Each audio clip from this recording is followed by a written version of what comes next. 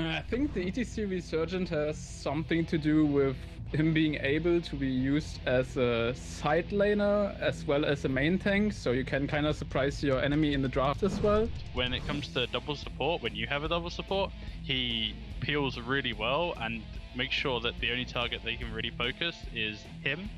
Obviously, he has the Mosh Pit, which can win a game on its own. I think ETC's a really great hero because I don't feel like he's necessarily the strongest tank out there, but what makes him so great is that he counters every other single warrior. So if Garrosh is being strong or if Diablo's being picked a lot, then ETC counters them both. And he's also like the best tier in the game to peel for his backline. If you're playing strong backline comps, then he's also like the absolute best tier in the game.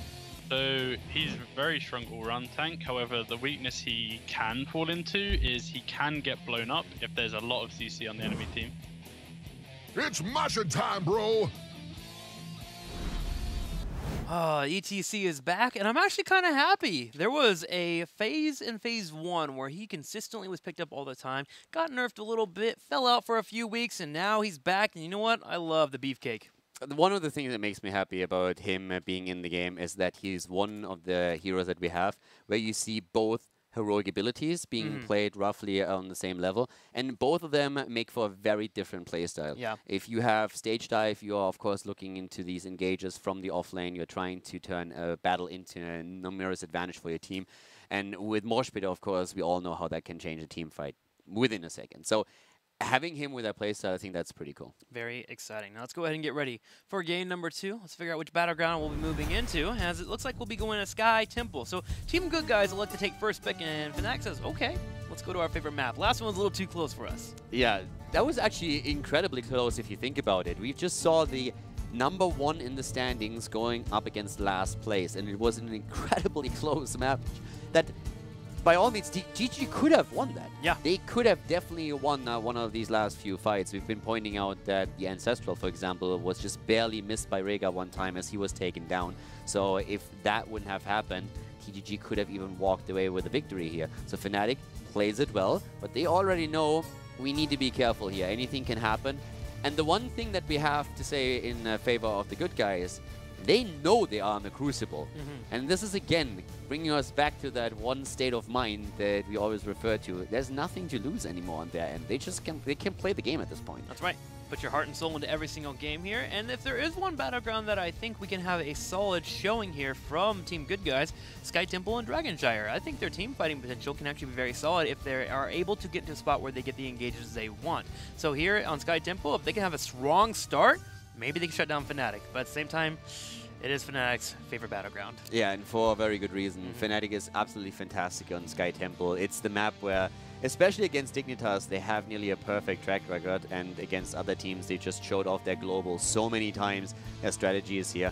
It's going to make the draft quite difficult, I feel, for TGG. Thinking about, okay, what do we ban out here? Do we focus some bans on ETC? Do we get rid of Dehaka? Is Abathur a concern for us? What else does Fnatic really have?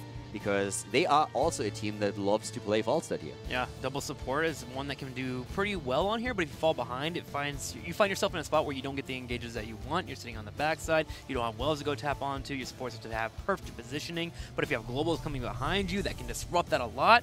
Team Good Guys will need to find a way to adjust to handle Fnatic, and it's time to get this draft started, so let's do it. And for the Good Guys, as they said in the past, it's a lot about also gaining the experience. They want to make sure that they are prepared as well as they can for the Crucible. Since they expect, of course, to play, they're already scouting out the Open Division teams. They want to make sure that they have another phase, another season in HGC here.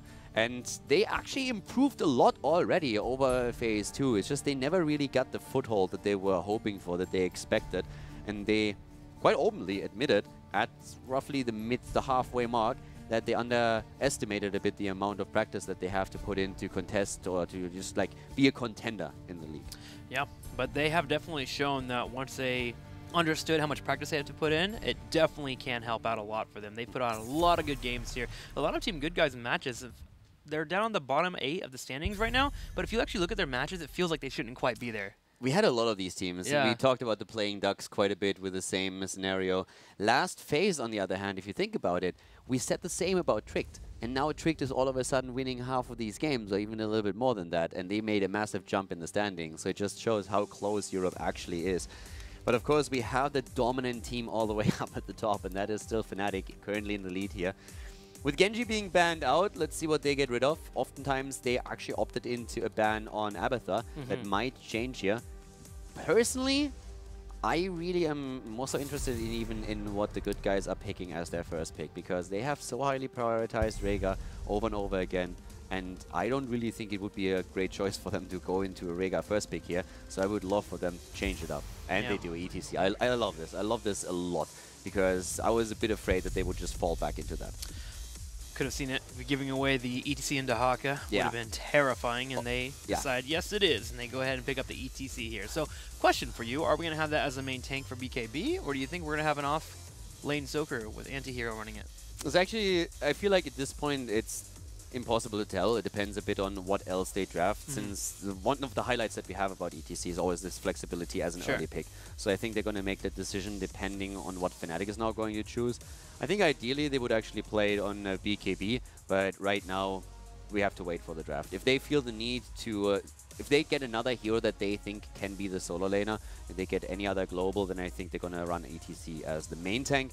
If they feel they need to add another strong tank, for example, if Antihero jumps on Arthas again, then we could definitely have an Arthas and ETC combo, which we have seen with great success in the past. So if that happens, then I would say we're going to have BKB on ETC on the offlane and Antihero as the main tank on Arthas. Personally, I think I prefer that, BKB be on the offlane. I think he's a much better player when he's a flanker and he's able to show up when disruption's already happening. When he's the one that goes in for the hard engages, it seems like there's some miscommunication between him and the teammates, and usually he gets picked off.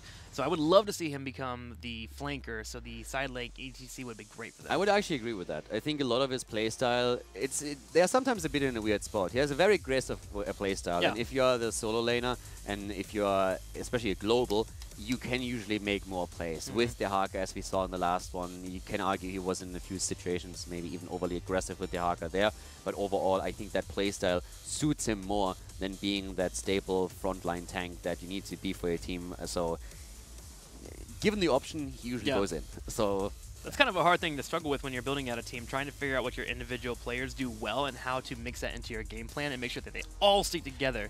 I mean, it's definitely also challenging for them, since Antihero is a great solo laner, so naturally you would think about him running the solo lane, but we have seen him more in a main tank role as of late, and I think they look better lately. I think they look stronger with us. So if that's currently their thought process, I would really like them to pursue it a bit more and just practice like it for the upcoming matches, test it in HGC and get ready for their Crucible match, because then I think they have a very good chance of beating out some of these teams.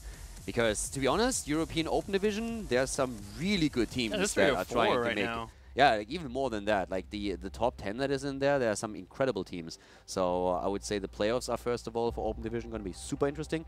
And then the Crucible itself, that's going to be some hard-fought matches for sure. And that's coming in a few short weeks for those that are looking for the Crucibles. I believe in 4 weeks. Don't quote me on it, but yes, we are getting closer and closer to it. All right, here. So Rhaegar and Valla gets picked up. So Team Good Guys going with their standard pickups. So Rhaegar, which they prioritize and love so much for many reasons. Valla will be their next pickup. Bans popping in. Fnatic says, you know what? We're not feeling the Tyrande. We're going to go ahead and ban her out. I understand that completely. Tyrande, after ETC's original stun, having that follow-up is incredibly strong. We've seen the impact that Raid Boss had on the hero in the last match, so that's a good ban for them for sure. Medivh banned out, I can also wholeheartedly agree with it. Fnatic has shown some Medivh play, and Shrimpy is quite strong on it. But before we have the next two picks coming in, I just want to come back quickly to Open Division. So if you guys out there, if you have a team, you play maybe in some of the amateur leagues already in Europe, that's of course HOTS Launch in NA, that's Chair League, then you might also want to take a closer look at HGC Open Division, and you can find all the information on the HGC website, so definitely jump in there. It's bi-weekly tournaments where you can gain points so that you can make it into the playoffs at the end of the season, and that's your shot to get into HGC. It's pretty competitive, it's also a lot of fun, so if you guys want to give it a shot, then definitely try and do that. And you will realize pretty quickly that it's a completely different game if you compare it to your solo queue or even your team league queue in the client itself. So a tournament environment with the draft, with teams researching each other is incredibly fun and a lot of difference. So definitely give that a shot and try your luck in HGC Open Division, and maybe next season we're going to cast you already. Yeah, and that's available for every region, by the way. So North America too, as well, is running that. So if you have the chance, hop into it and see how you fare against some of the best. All right, Anubrek and Uther. So we have our main tank. We have Uther once again here for Fnatic. Anubrek probably going to be that pickup for Breeze, and then Dahaka being played by Wubby is always a treat, man. If you are trying to learn how to play Dahaka, watch him as much as you can on the mini-map. This guy knows how to run this hero. In fact, I've been running Dahaka lately a lot just because of Wubby, and I just wish I could be half as good as he is. The timings are definitely absolutely insane. Yeah. As we have the last two picks, coming back quickly to Open Division, if you are actually playing mostly solo and you don't really have a team, there are currently leagues in Europe and also like third-party leagues in Europe and in North America, where as an individual player you can also play in a team, and it's a pretty cool system. So checked out HOTS Launch for the Europeans and Chair League for North Americans. Both of those offer a lot of tools how you can play with other people, how you can find a team and then just like play on a level, try to improve there, and maybe then find a few friends that you can form like fixed team with. I would, seriously, before we get off of this, I would argue that you should try it once. Like, playing this game as a team is infinitely better than anything that you'll experience by yourself. It's amazing playing Heroes of the Storm together and trying to linear draft, find a way to play the game and try to find that win condition. Oh, it's so fun. It's also, you get a whole new appreciation for drafting. Yeah, you really do. It's completely different from any kind of solo queue drafting, as we said before. But yeah, the good guys are rounding the draft now out with like heroes that we mentioned earlier. As I said, Arthas is something that I wanted to see. I said it when we saw ETC coming in, because I really believe that if you have anti-hero on Arthas, BKB can also play him, and then you have an ETC in the game as well. The control that you gain by having both of these tanks is pretty fantastic. The issue, of course, is that you put a lot of your damage into the Vala basket, so you have to be very careful to keep her alive. That's where Oriel and Rhaegar come into play. But the setup that the good guys are running, this is an... If you want to at any point try a draft, check out what the good guys are doing here. It's incredibly strong. You have a lot of tools with CC, stun by ETC, Arthur's follow-up, Vala gets the damage in, you can keep Vala alive. It's a really cool draft to have, a very safe draft as well, very standard too, and it's arguably easier to execute it than a lot of other drafts where you are basically your win or loss hinges on a very fragile melee assassin or anything else. So this is definitely a cool draft for them, and it's also right down their alley. They really love to play these heroes. They had great success with them already in the past. So I think for the good guys, this is their comfort zone that they're playing now. Yeah, it certainly is. This is something that they do run very well. On the other side, we got the Abathur for the 5th pick here. Abathur going to help out the Dahaka pretty handily in shutting down the map. But this is good news for the good guys here. They have a chance to control the first couple of temples and maybe get a lead against Abathur, because he is a bit on the weaker side when it comes to control due to his lack of body. So if we have a Vala get aggressive, get a couple of picks in the early game, Team Good Guys can make it work. So I want to see some aggression from them, both in mercenary camps and trying to fight. Now, there are, of course, also a few problems that the good guys have, because with Dahaka and Abathur in your game, Dahaka can simply burrow to any lane, make it a 1 versus 2, and then if you have Abathur moving in, then it's more or less an easy kill confirmed if you can get that gank set up properly. And also, any solo lane is going to be very difficult for TGG to win, since Abathur can help out with a symbiote and turn it around quite easily. So that's one of the problems that you might encounter here. And if you look at the drafts, then you see quite quickly that there's no global available outside of ETC's stage dive on the side of TGG. So in the early game, that could become a bit of an issue. But again, both drafts are pretty good. The burden of execution definitely more so on Fnatic's side. Yeah. But quite the strong draft in the early game, as you pointed out, for TGG now as well. And they showed their skills in the last map. Maybe this time they have a shot at taking Fnatic down here. Let's see if that shot is going to work out for them. Game number 2 here. We're moving into Sky Temple. Team Good Guys are currently down 1-0 to Fnatic. And Fnatic is ready to show off the Saber composition and try to shut down this early game of Team Good Guys. Game on map number 2, Sky Temple. Kronos for TGG on Oriel. We see BKB on ETC. We have Say on Vala, and of course, once again, anti-hero after his performance on the last map. He's playing Arthas again with Raid Boss, this time on Rhaegar, as Fnatic banned out Toronto. On the right side, in the red, Quatnik's playing the gray main, Schwimpy playing Abathur, Breeze on a Nubrak, Smexy playing Uther, and Wubby on Dahaka. And as a reminder, watch that mini-map. Watch how he moves. Watch how safe he is when it comes to soaking, but also how punishing he can be with that Dahaka. Yeah, his plays with the Hawk are definitely noteworthy. We have actually a couple of really, really strong the Hawk players in Europe. Also, Nurok, another one to be pointed out. So at this point, pressure play down to the bottom of the map, and they're actually going for anti-hero immediately, and the drag connects, and that's an easy kill. And that is bad luck, because the big problem that they're having now is, with this kill, there's no experience to be gathered anymore at the bot lane for the good guys. It's not only about the towers falling, it's about who can soak some EXP, and Abathur can always do that with a symbiote up at the top. And he's doing that right now, soaking the experience, using his body in the middle, so he's getting effectively 2 waves. With the kill in the bottom, Team Good Guys going to miss out on some slight experience. Rhaegar heading down there to finally soak it up, but definitely a cost-worthy kill there for Team Good Guys. They have 3 in the top, but a Nubrak sharking around, looking for maybe a kill if they stay too long, but Team Good Guys leave just in time. So both teams have taken down a wall here with that early aggression. The Good Guys up at the top and Fnatic at the bottom of the map. Now, at the early beginning, if the Good Guys actually now fight for the top temple, it would mean that the fort is likely to fall here.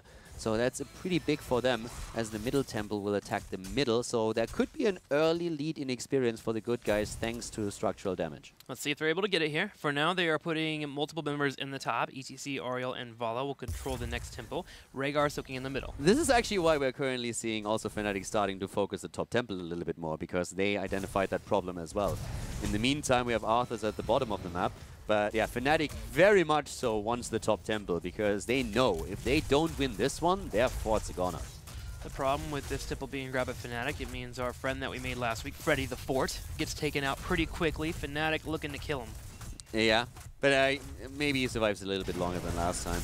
Maybe. There's an Abathur also on the side. I think Freddy actually switched to the right side this time, so he's playing for the The red team. first fort that dies is always Freddy from now on. All right, we have rules now. Top lane fort on Sky Temple is Freddy, and the first one to die officially takes on the name. I'm not trying to be mean here, but Freddy the Fort is a pretty big loser, so yeah, he always dies first. There he goes, Freddy the Fort, slowly but surely getting chunked down. Fnatic unable to come in and fight. They put Dahaka in the middle with a Nubrak, so they're able to trade out some shots overall, and they have a decent experience lead thanks to Abathur, but if that fort does fall, it is going to be painful for them. Yeah, this is also one of those moments where you can tell that the lack of... Freddy is down, by the way.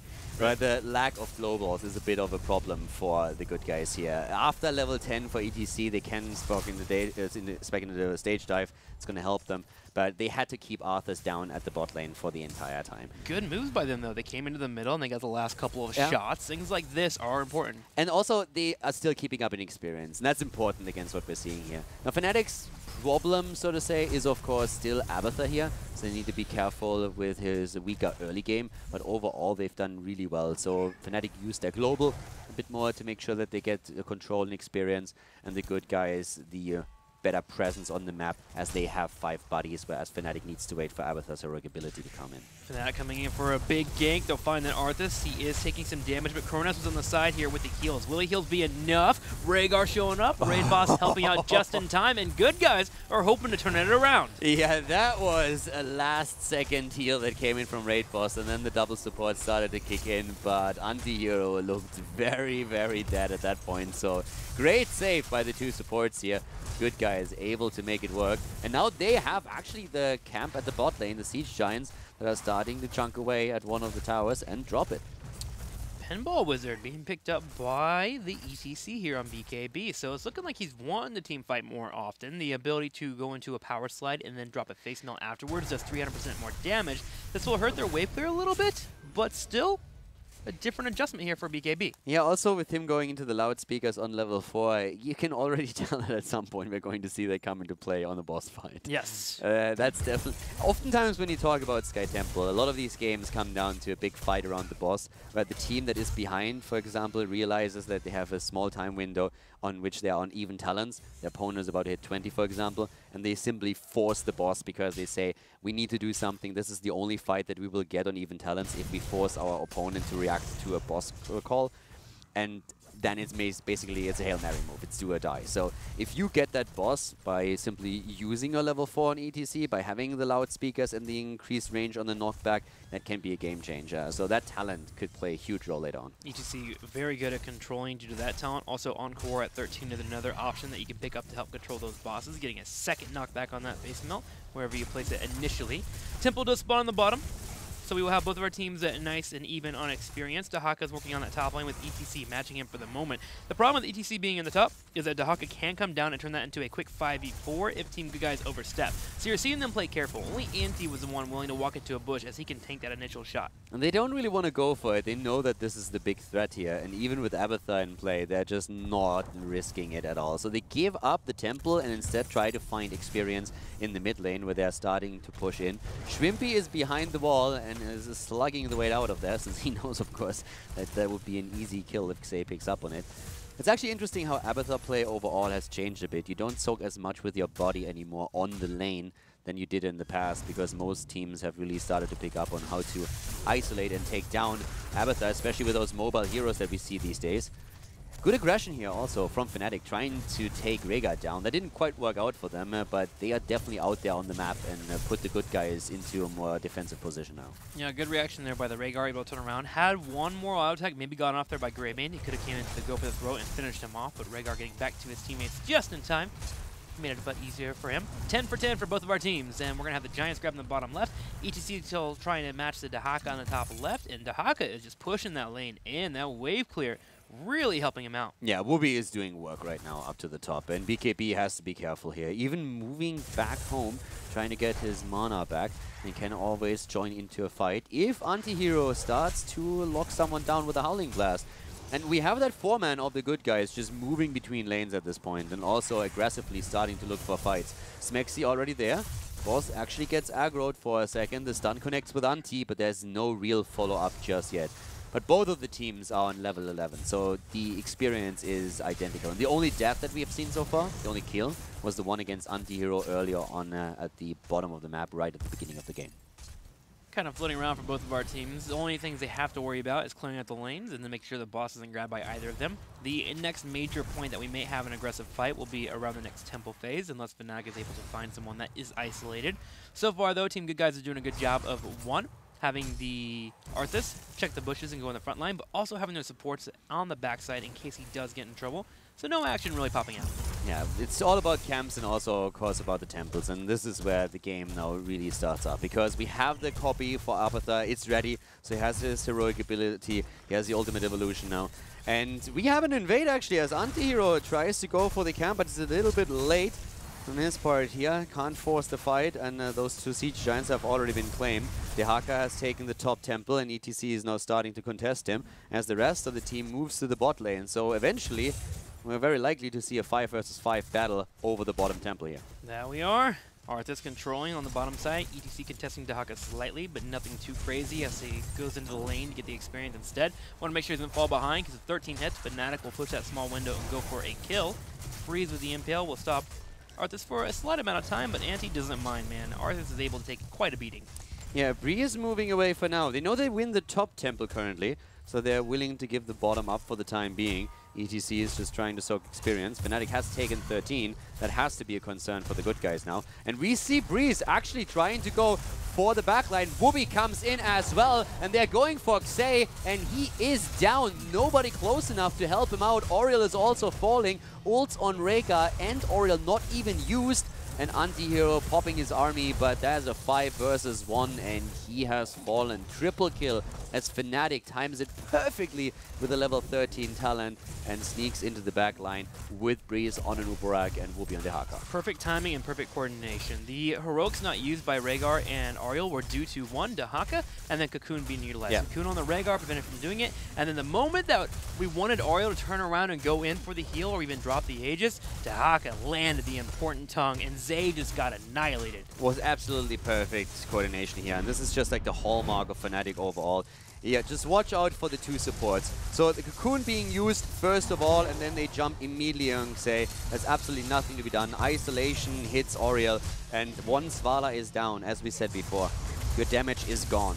Your hopes in these fights is Vala. You need to keep her alive, and Fnatic used Isolation and Cocoon just in perfect coordination here, and it was a very well organized kill, and all of a sudden Fnatic has taken a 2-level lead.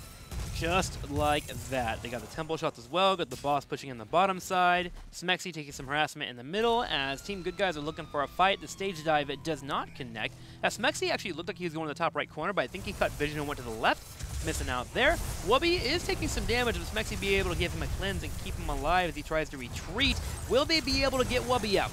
Yeah, they try to, but here comes Cocoon, and Wubby with the Divine Shield is actually able to escape. Lot of cooldowns being used for this though. Cocoon and Divine Shield both being utilized. Shrimpy also committing to the copy on Abathur. He's trying to get a little bit of damage in, but in the end he's not going to be able to make anything happen here. The big problem for the good guys is though that the bot lane is now completely open and the keep has already taken damage, which means that Abathur and Dehaka are going to start pushing the lane heavily to try and get the keep. And of course, it's of course made even easier by the level 16 talent that Fnatic has now just picked up with that 2-level lead still in place. Scary moment here for Team Good Guys, being behind on Sky Temple. All 3 forts killed off. The keep weak on the bottom side. Dehaka and Abathur on the field. Becomes very difficult for them to force fights, but we have seen Good Guys in the past make proper rotations to try and surprise their opponent. And one thing they can do is try to jump on them in the Giants in the bottom right corner. They may want to wait until level 16 does pop up, which they'll be able to do. One of the good things about losing the game so hard is that many waves are pushing your way, so you do get some experience, but it's going to take some time. It's an advantage, actually. It's an advantage, actually. We got him right where we want him. Uh-oh, set up here. Yeah, that is looking bad for him. But there's not enough stuns available, and the rotation of Good Guys is actually coming in, so they were a bit slow, Fnatic that is, to move in and try to get the kill. The setup was good, but the rotation was not fast enough, and the Good Guys were already on the move, so Fnatic opts actually out of the battle and says, well, we don't have to take this one. Let's play it safe. Another temple is activating, so let's fight for that instead. Especially with Cocoon being a 70-second cooldown, nothing too crazy for them. Usually a lot of fights in Heroes of the Storm about 80 to 90 seconds, so... Yeah, also if you think about the bot lane now, if they take the temple, it guarantees a keep that gets taken out. Oh, top lane on the other hand, ETC in a bit of trouble here, as we have Fnatic starting the rotation to the top and making a play for keep instead. They already identified that down at the bottom of the map we have the Good Guys basically in full force, and ETC is at the top. Here comes the stage dive. Okay. It's going to be an engage, actually, with Arthas coming on the side here. Can they get the fight? Ariel is not with the team, so Zay has to be a bit careful. Divine Shield popped up for Greymane. He tries to go in for the kill. Quack going a little bit on the aggressive side. Smexy on the backside is taking damage from Anti-Hero as Raid Boss comes inside. Quack was trying to get the kill with the cocktail explosion against Vala, but that didn't connect, and now we still have the fight over here. Krona is attacked by Dehaka in the back. Quacknix comes in, confirms the kill, and that's Ariel eliminated, not even using her own ult here once more.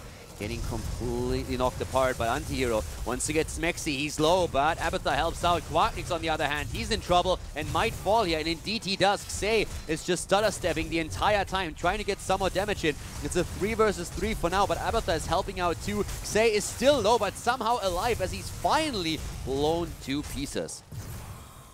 An aggressive fight from both teams. Fnatic pulls out ahead here, with 4 members staying alive. Quacknix is the only one to fall down. But can they really do much to follow up here? Wubby staying on the top side with minions pushing in. Maybe they can put some damage on top of that keep.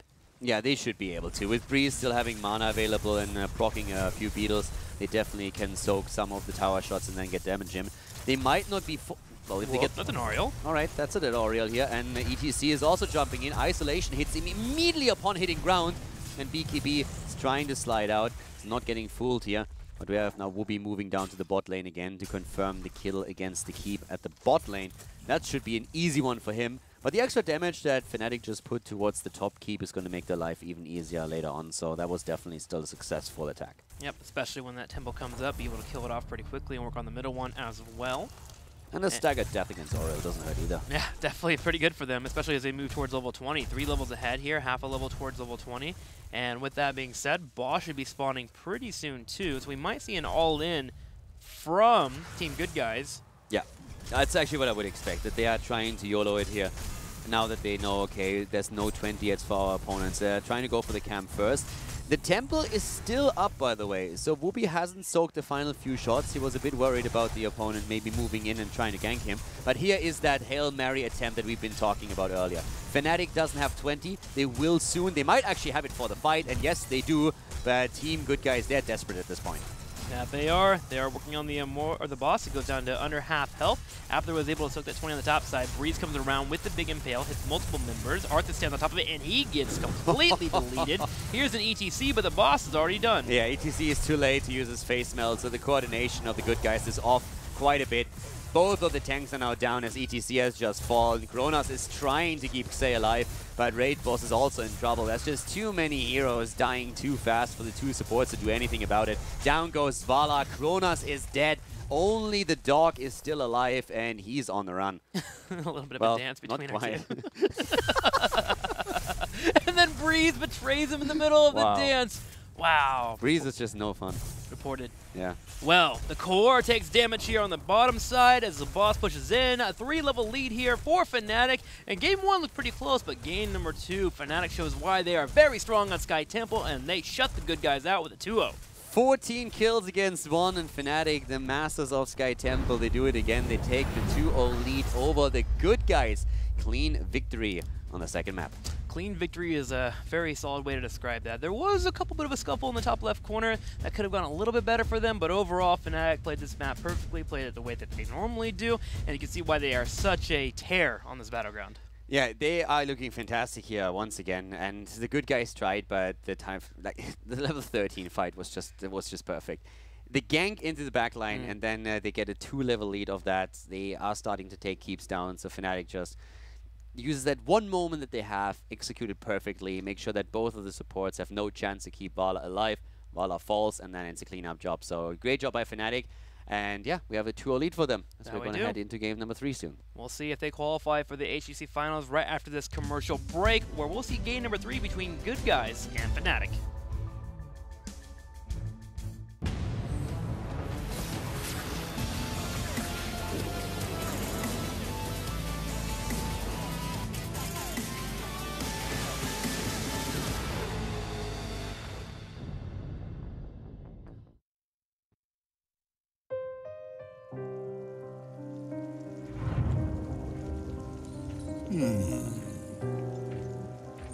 Stitches what shame. Stitches what playtime. Stitches played too rough. No one play with Stitches. But Stitches found Nexus. In Nexus, everyone has to play with Stitches. So much playtime makes Stitches hungry.